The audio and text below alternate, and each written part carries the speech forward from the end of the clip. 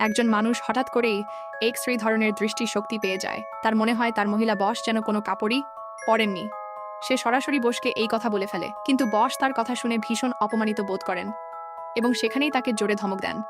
ভয়ে এবং অস্থিরতায় লোকটি পেছাতে গিয়ে টেবিলে ধাক্কা খায়। টেবিলের ওপর রাখা একটি প্রাচীন ফুলদানি নিচে পড়ে গিয়ে টুকরো টুকরো হয়ে যায়। এটা দেখে মহিলা বস একেবারে হতবাক হয়ে যান, কারণ এই ফুলদানিটি আগে থেকেই এক ধনী টাইকুনের জন্য সংরক্ষিত ছিল। ঠিক তখনই সেখানে এক ভয়ঙ্কর নারী গুন্ডা আসে, যাকে সবাই ভয় পায়। সে একটি বড় মুক্তা বের করে এবং সেটি $1,00,000 দামে বসের কাছে বিক্রি করতে চায়, কিন্তু মহিলা বস বুঝতে পারেন এটা আসলে নকল। তিনি সরাসরি বলে দেন যে মুক্তাটি কোনো মূল্যবান জিনিস নয়।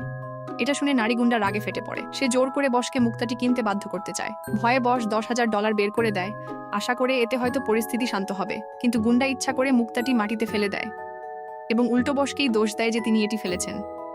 এরপর সে $1,00,000 ক্ষতিপূরণ দাবি করে। ঠিক তখনই সেই ধনী টাইকুনো দোকানে এসে উপস্থিত হয়।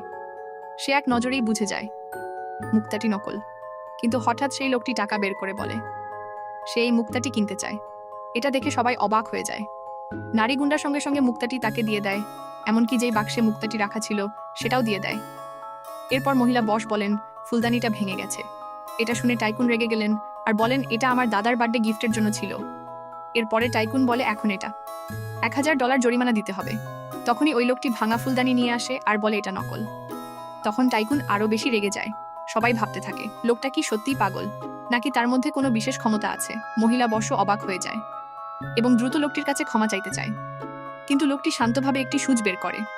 এরপর দেখে রং উঠে আসে আর এটাই হলো নকল। তখন টাইকুন বলে এখন আমি কি উপহার দিব।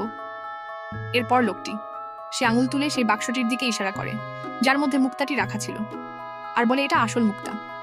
পরে এপিসোডের জন্য সাবস্ক্রাইব করো।